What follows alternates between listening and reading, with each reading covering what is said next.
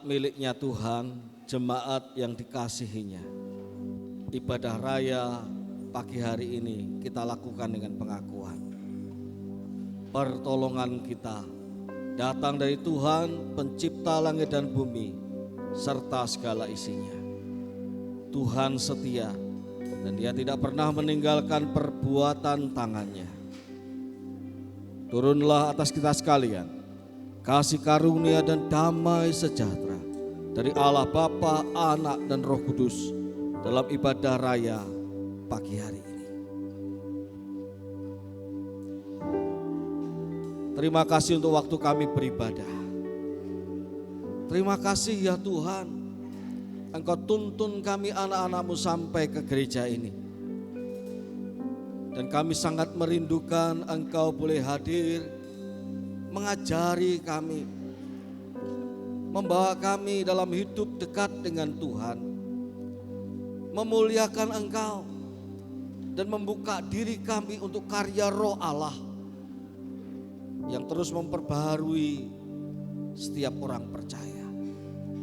Demikian pun hari ini ya Tuhan, berkaryalah, bawalah kami masuk dalam hadirat-Mu, pulihkanlah kami, dan kerjakanlah kami seturut dengan kehendak-Mu. Berkatilah seluruh jemaat-Mu, berkatilah ibadah ini dari awal sampai akhirnya. Di dalam nama Tuhan Yesus kami berdoa. Amin. Selamat beribadah, Tuhan Yesus memberkati kita semua. Shalom, apa kabar? Seberapa banyak di antara kita yang merasakan kebaikan Tuhan dalam hidup kita? Boleh lambaikan tangannya. Oh luar biasa, berikan kemuliaan yang paling dahsyat kepada Tuhan. Saya akan mengajak kita semua untuk membaca ayat firman Tuhan. Kita akan ulangi 2 kali, kita akan membaca dengan semangat. Hai segala bangsa, bertepuk tanganlah, elu-elukanlah Allah dengan sorak-sorai, sebab Tuhan yang maha tinggi adalah dahsyat, Raja yang besar atas seluruh bumi. Haleluya.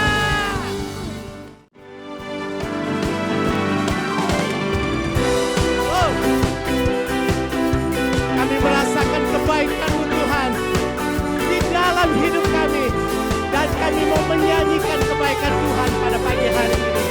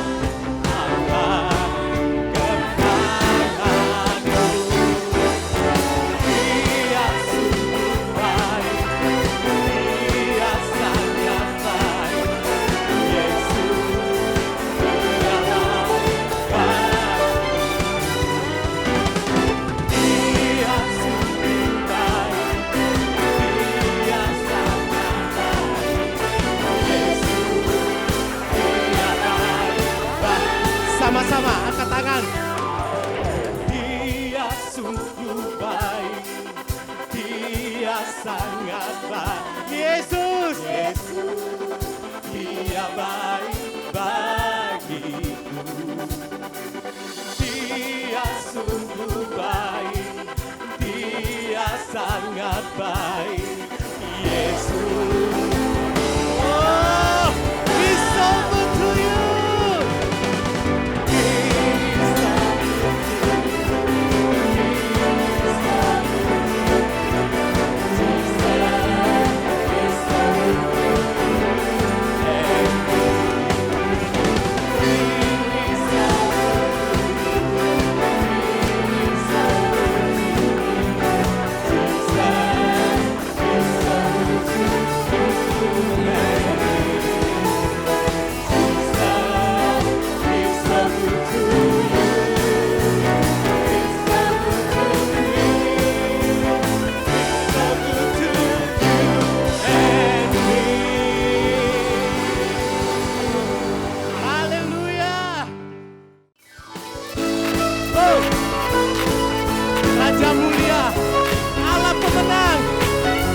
bersorak-sorai bagi Engkau ya Tuhan. Oh.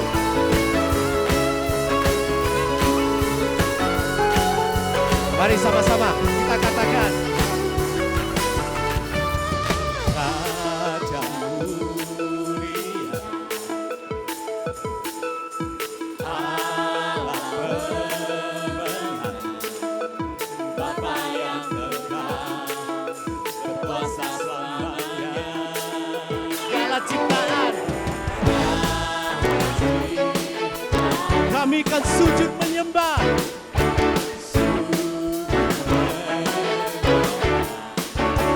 Bagi yang berkuasa selamanya. Kaulah Tuhan, Kaulah Raja, surga bumi menyembah. Sorak-sorai kemenangan bagi Raja mulia, kemuliaan bagi Allah yang berkuasa selamanya. Engkaulah Raja. Oh, sekali lagi, Raja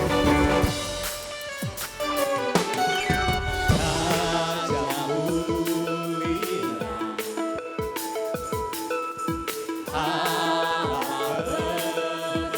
Dia Bapa kita yang kekal, Bapa yang kekal, berkuasa selamanya.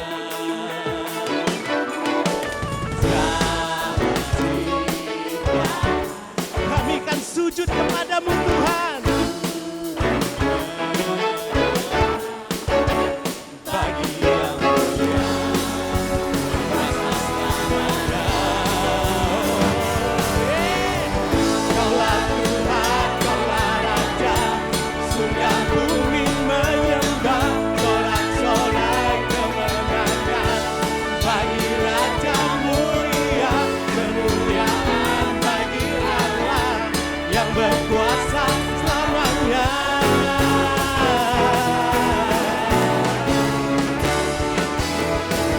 Kaulah Tuhan, Kaulah Raja, surga bumi menyembah.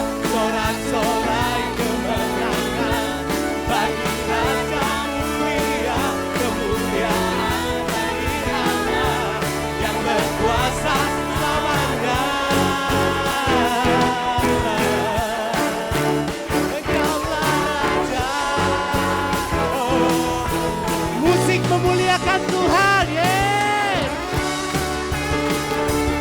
Kami bangga memiliki Allah yang dahsyat, El Shaddai. Kemuliaan bagi nama Tuhan. Oh.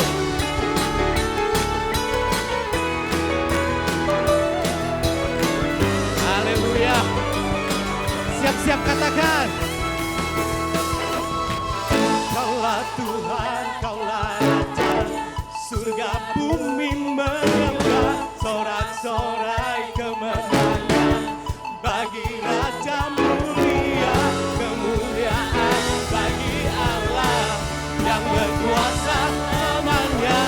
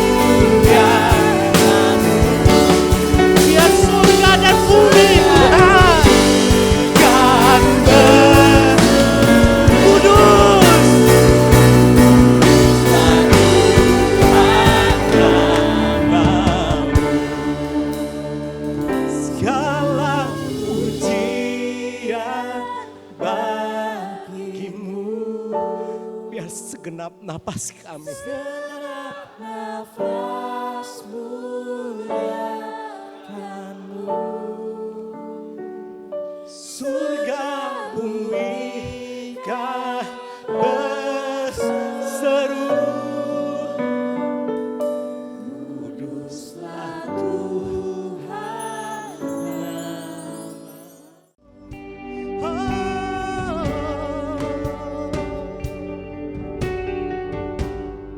kekuatan di jiwaku.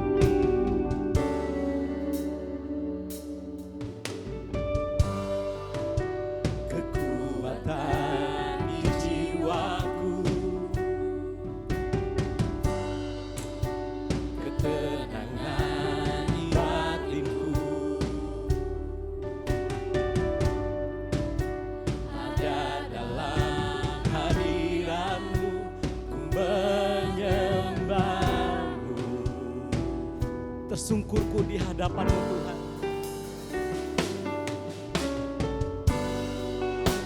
Tersungkurku di kaki-Mu, rasakan hadirat-Mu. Takkan ku melepaskan-Mu, Kau cahaya bagiku.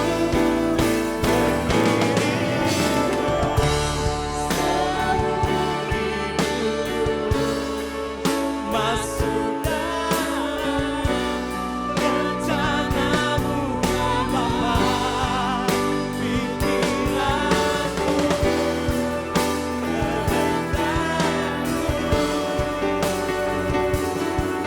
serahkan padamu, harapanku hanya di dalam-Mu.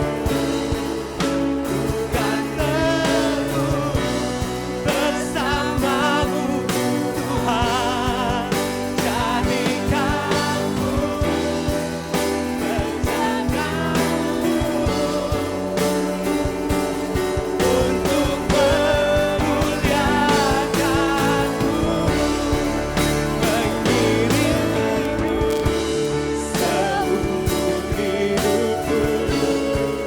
Masuk dalam rencana-Mu Bapa, pikiran-Mu, kehendak-Mu, ku serahkan padamu. Harapanku hanya di dalam-Mu,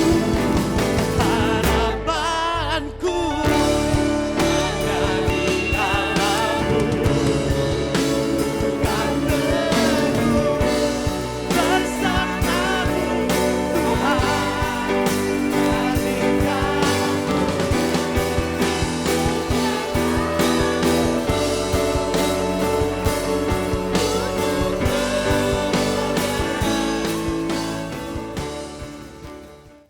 Engkau yang layak ditinggikan dan kami umat-Mu meninggikan Engkau Tuhan. Bukan hanya saat ini saja, tetapi semakin hari kami semakin rindu untuk dapat menaikkan pujian penyembahan kami kepada Engkau. Bukan dengan cara yang biasa, tetapi dengan cara seturut dengan Roh Kudus kehendaki.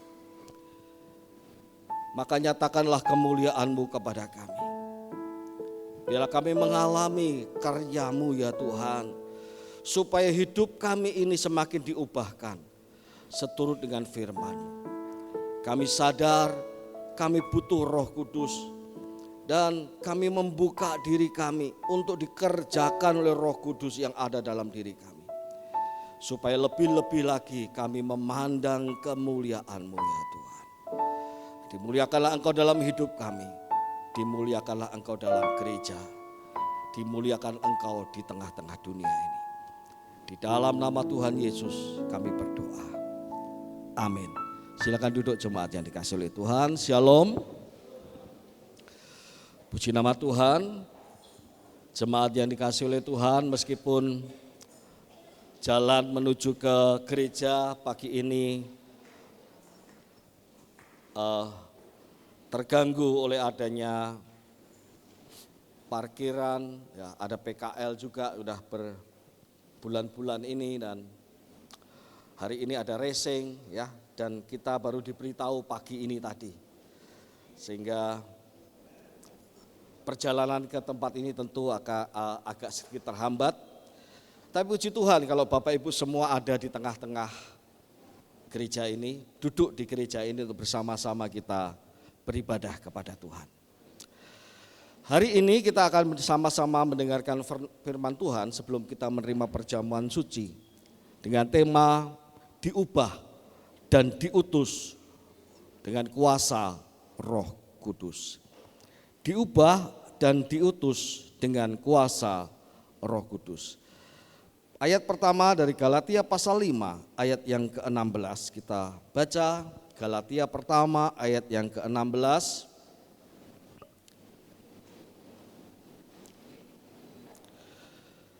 Demikian firman Tuhan.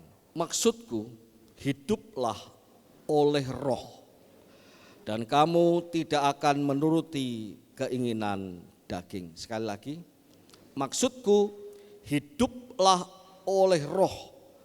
Hasil dari hidup oleh Roh itu apa? Kamu tidak akan menuruti keinginan daging. Kita lanjut dengan Kisah Para Rasul pasal yang pertama.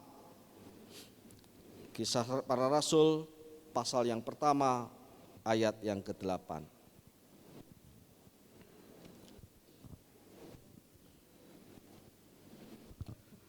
Tetapi kamu akan menerima kuasa kalau Roh Kudus turun ke atas kamu.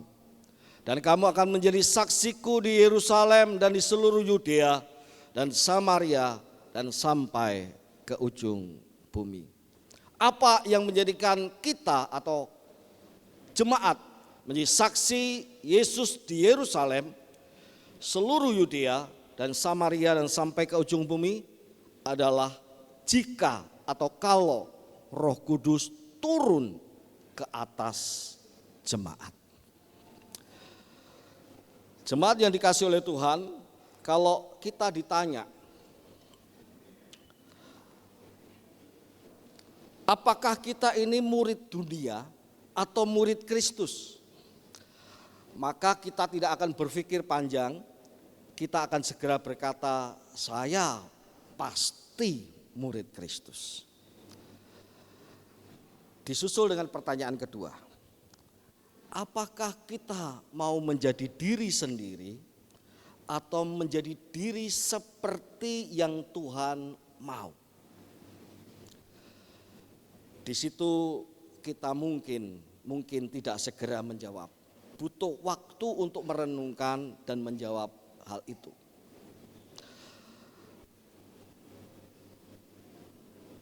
Sebagai orang-orang percaya, orang-orang Kristen, seharusnya lah memang kita ini murid-murid Kristus.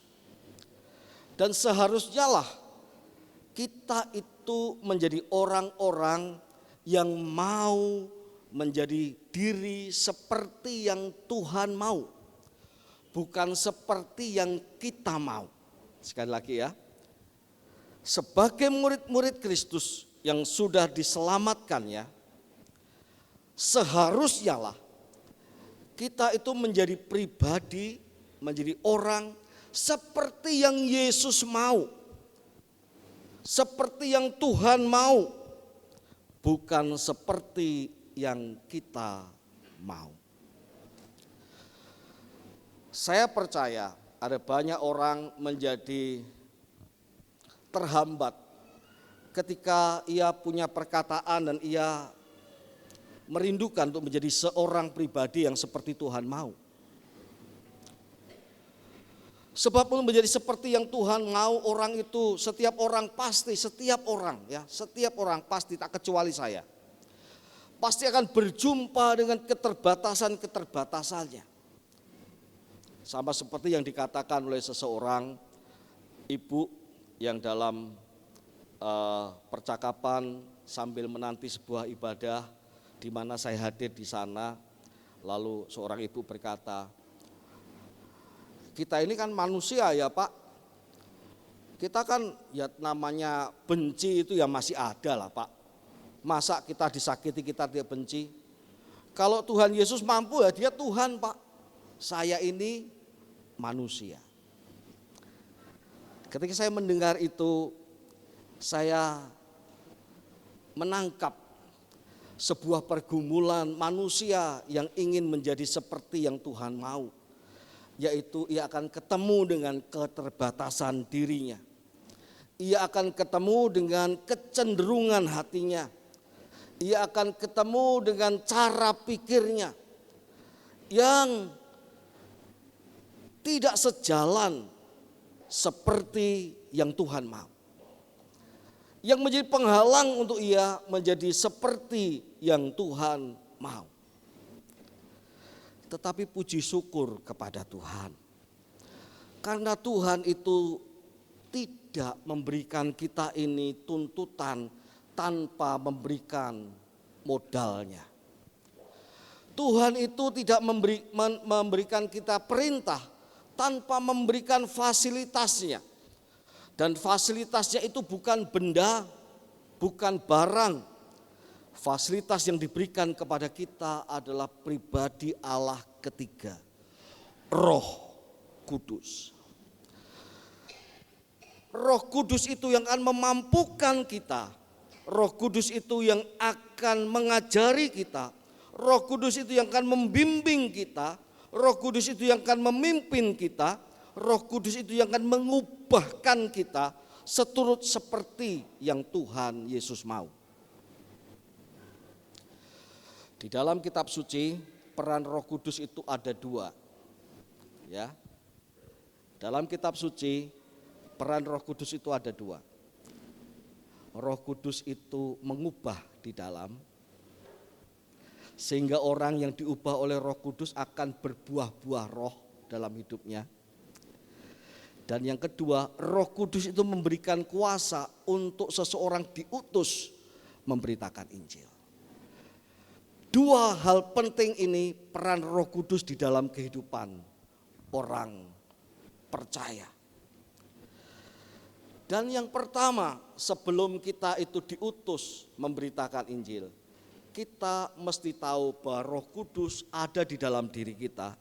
Dan Roh Kudus itu punya potensi besar untuk mengubah kita, mendandani diri kita, sehingga kita tidak lagi menjadi orang-orang yang hidup secara daging, tapi menjadi orang-orang yang hidup secara roh. Sama seperti yang dikatakan dalam Galatia pasal yang kelima ayat yang ke-16 tadi. Maksudku ialah hiduplah oleh roh, maka kamu tidak akan melakukan keinginan daging. Kalau kita hari ini ada yang bergumul, Pak, itulah pergumulan saya. Saya masih tidak mudah Pak untuk mengampuni. Itulah Pak pergumulan saya. Saya masih sulit melepaskan kebiasaan saya yang satu itu. Itulah Pak kelemahan saya, kata seseorang yang lain. Karena setiap kali hal yang lain dapat saya tolak. Tapi kalau saya ditawari kawan saya untuk melakukan ini, aduh, saya tidak bisa nolak Pak. Saya mesti ikut kemauannya dia.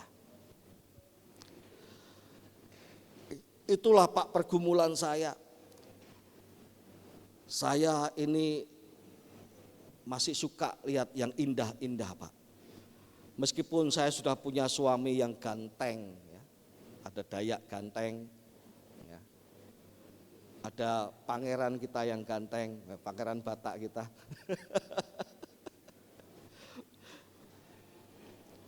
Meskipun sudah punya istri yang cantik, tetapi mata itu masih jelalatan Pak. Saya punya pergumulan itu Pak. Saya punya pergumulan itu Bu, dan banyak pergumulan-pergumulan yang lain. Pesan saya, Jangan sampai kita menerima seperti yang diterima oleh seorang ibu yang sedang bercakap-cakap tadi. Kita ini kan manusia, Yesus kan Tuhan. Dia pasti sempurna, pasti bisa. Kita manusia kan enggak bisa ya Pak ya, tetap enggak bisa. Kita manusia enggak bisa seperti Tuhan, itu maksudnya. Kita manusia enggak mungkin bisa seperti melakukan yang seperti yang Tuhan mau. Bahaya sekali, itu artinya kita manusia tidak mungkin melakukan firman Tuhan. Itu bahaya sekali, ujungnya akan ke sana. Kita menerima sebagai manusia yang sudah ditebus Tuhan dari dosa, diselamatkannya. Kita masih berjuang dengan tabiat-tabiat kedagingan kita. Itu dialami oleh semua orang percaya. Tetapi sejak saat itu harusnya orang percaya karena sudah punya hidup dalam suasana yang baru. Harusnya orang percaya itu Tuhan bagaimana caranya supaya hidupku dalam perjuanganku melawan kedagingan ini, aku menjadi orang yang seperti Engkau mau, bahkan semakin diubahkan seperti Yesus Kristus. Itu yang harusnya ada dalam pikiran setiap orang percaya, bukan menyerah, tetapi bertanya dan membuka diri kepada Tuhan.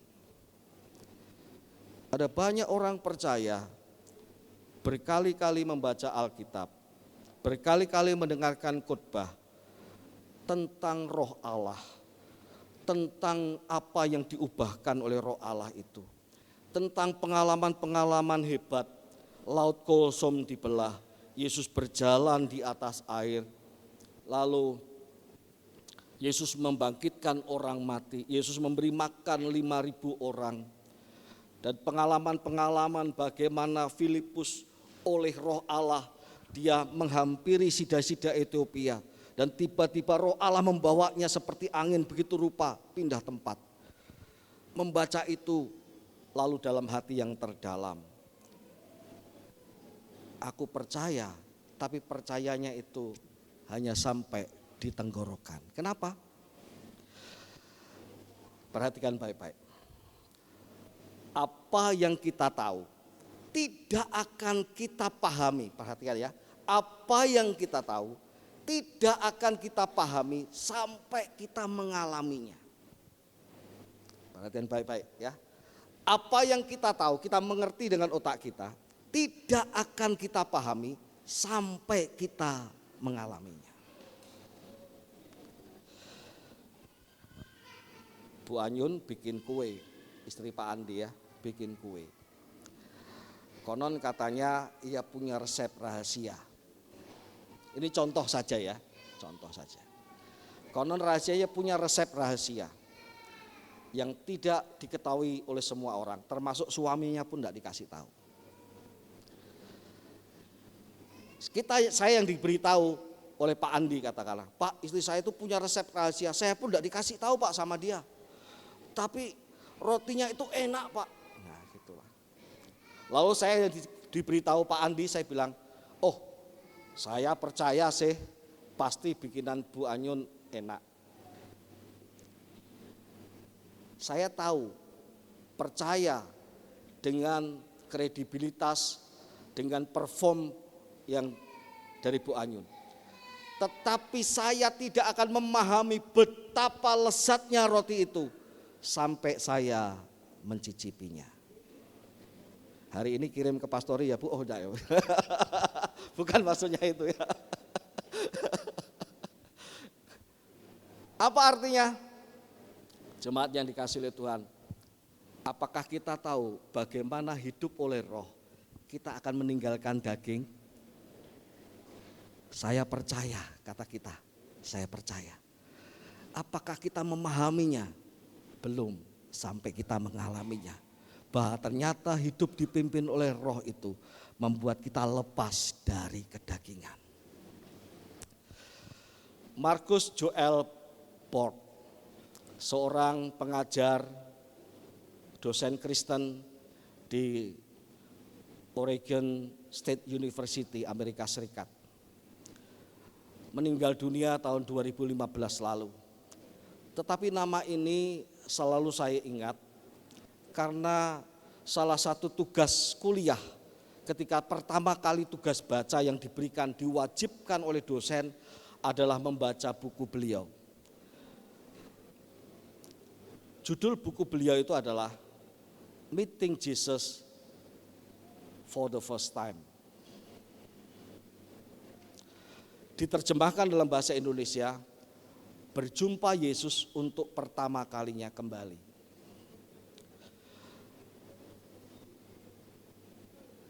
Ini orang pandai. Suatu saat saya search di internet dan ketemu dengan websitenya dia. Marcus J. Borg Foundation namanya. Lalu saya coba lihat tulisan-tulisannya dan ternyata pada tanggal 1 Juli 2010 dia memposting sebuah tulisan yang menceritakan tentang pengalaman rohaninya. Saya jadi tertarik. Ini orang pandai. Ini bukan orang yang mengerti teologi tingkat bawah. Ini orang sangat brilian. Kok punya pengalaman rohani? Karena biasanya orang pintar itu otaknya yang jalan. Dia tidak terbuka dengan pengalaman-pengalaman roh dan macam-macam enggak.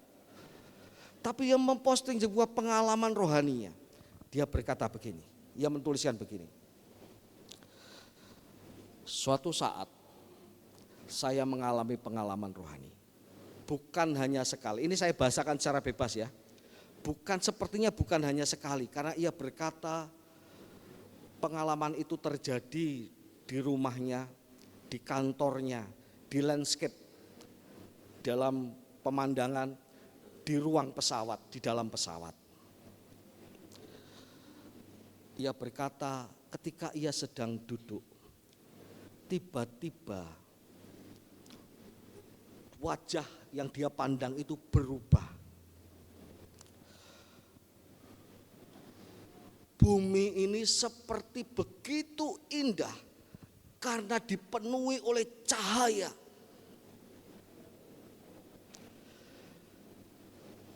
Ya, dipenuhi oleh cahaya. Sampai-sampai ia tidak mau pergi dari sana. Pengalaman itu 1-2 menit saja katanya.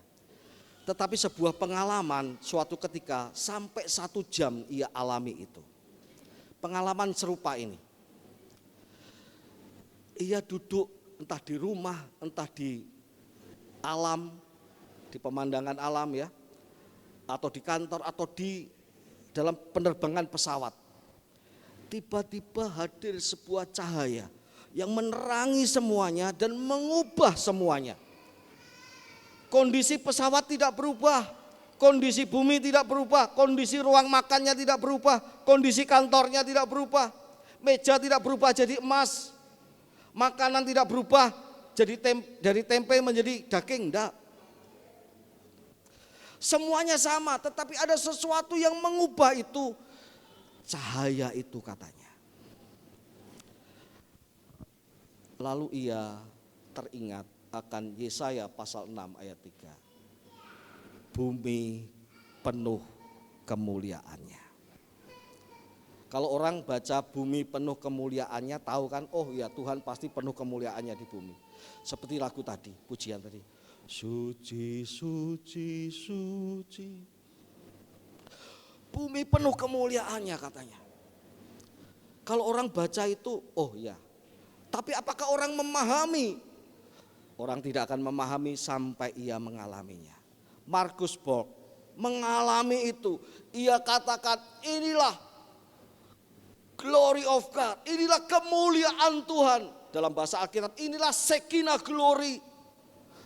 Sehingga ia berkata, aku dibuat tak mau meninggalkan pengalaman itu. Sebab pengalaman itu begitu mendalam. Aku tidak mau pergi Tuhan.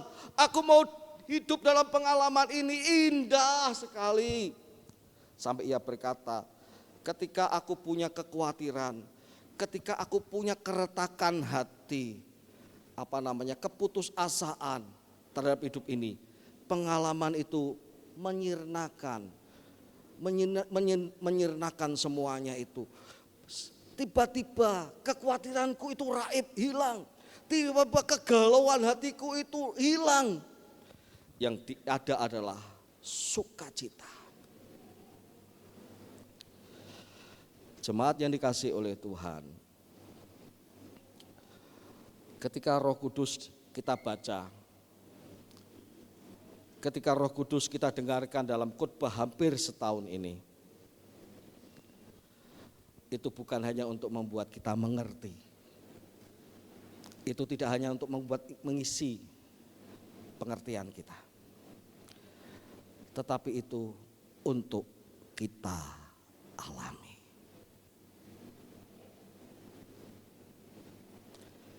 Untuk kita alami.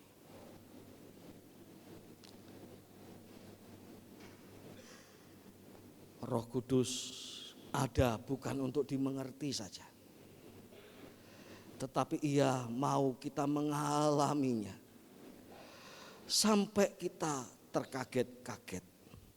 Kata Markus Bock, ketika kita mengalami pengalaman rohani dalam tanda petik dengan Roh Kudus, kita akan tercengang yang disebutnya sebagai keheranan rohani. Kita akan tercengang karena kita melihat diri kita kok beda. Dulu dalam situasi seperti ini biasanya aku itu langsung lari ke hal-hal seperti ini. Cari pelampiasan ini dan itu. Tapi kalau hari ini kok rasanya aku tenang. Di mana ya kekhawatiranku? Di mana rasa takut? Di mana pusing kepalaku yang ketika kejadian ini terjadi seperti hari-hari yang lalu? Di mana itu? Sampai seorang akan berkata dan menyadari, oh, Roh Kudus yang mengerjakannya di dalam diriku. Jemaat yang dikasihi oleh Tuhan,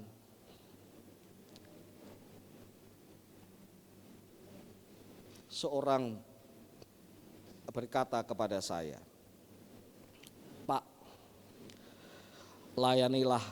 melayanilah bersama dengan kami. Mari kita menua bersama. Pak, bukan di Pontianak ya, di sebuah gereja yang pernah saya melayani. Pak, jangan pindah ya Pak, tetap layani di tempat ini. Yuk kita menua bersama. Saya pada waktu itu tidak menjawab, hanya tersenyum saja. Tapi kalau hari ini tanpa ada orang itu saya memberikan jawaban kepada gereja Isa Al-Masih Pontianak. Kalau hal yang sama ditanyakan kepada saya, Pak, yuk tetap ada di gereja Isa Al-Masih Pontianak. Saya tidak GR ya, tetapi ini andai kata. Mari kita melayani di sini sampai kita menua bersama. Kalau perlu membuncit bersama ya. Saya di Pontianak ini semakin buncit Bapak Ibu sekalian ya.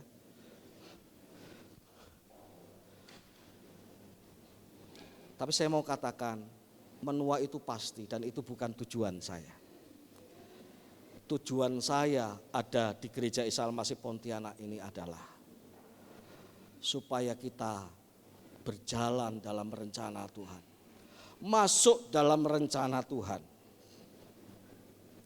Mengalami apa yang Tuhan firmankan. Mengalami apa yang Roh Kudus sediakan untuk kita. Mengalami keubahan yang disediakan oleh Roh Kudus itu. Mengalami pembaharuan yang disediakan oleh Roh Kudus itu. Mengalami pengalaman-pengalaman rohani bersama dengan Roh Kudus itu. Itu yang saya mau. Kita masuk bersama dalam rencana Allah itu. Bukan seolah-olah saya lebih unggul, enggak. Tapi saya mau mengajak jemaat bersama-sama, yuk kita jalan bareng. Yuk kita bergandengan tangan dalam rencana Allah ini. Supaya gereja ini tidak menjadi gereja Kristen saja seperti gereja-gereja yang telah berjalan bertahun-tahun, tetapi menjadi gereja Kristen yang bernafas dan hidup oleh Roh Allah. Bayangkan Bapak Ibu, dalam suasana Bapak Ibu sehari-hari, lihat kantor Bapak Ibu ya seperti itu. Lihat pekerjaan yang Bapak Ibu kerjakan bertahun-tahun, ya tidak berubah seperti itu. Lihat rumah, ya tidak ada sesuatu pun yang signifikan berubah. Lihat istri, lihat suami, ya biasa saja. Tapi pengalaman Markus Bok mengatakan kepada saya, pengalaman bersama dengan Roh Kudus mengajarkan kepada saya untuk mengatakan ini. Apa yang kita lihat biasa-biasa akan menjadi sukacita, akan menjadi kemuliaan, akan menjadi sesuatu yang berbeda kalau Roh Kudus itu kita alami dalam hidup kita. Amin. Kalau Roh Kudus itu kita alami dalam hidup kita. Maka hari ini, kalau kita sedang bergumul dengan hal-hal yang berkaitan dengan kedagingan, jangan menyerah. Tetapi mulai sekarang, berdoalah kepada Roh Kudus. Jangan atur Roh Kudus, jangan buat perjanjian atau syarat-syarat tertentu, jangan. Buka diri kepada Roh Kudus dan katakan, Roh Kudus, aku membutuhkanmu, ubahkanlah diriku. Saya pernah berdoa, apakah setiap pagi kita menyapa Roh Kudus? Ya Pak, saya menyapa Allah Tritunggal, maka kudus bagus. Tapi kalau kita belum, berdoalah, sapalah Roh Kudus. Selamat pagi Roh Kudus. Pimpin aku hari ini. Aku mau menikmati kedekatan dengan Engkau. Jangan lupakan untuk selalu bangun kerinduan untuk dekat dengan Roh Kudus. Jangan buat macam-macam hal kecuali rasa cinta saja kepada Tuhan. Ya, rasa cinta saja kepada Tuhan yang membuat kita mendekat kepada Tuhan. Maka saya percaya Roh Kudus pasti akan kita alami dalam kehidupan kita. Bukan hanya kita tahu Roh Kudus ada di dalam diri kita, tapi Roh Kudus itu akan kita alami di dalam kehidupan kita.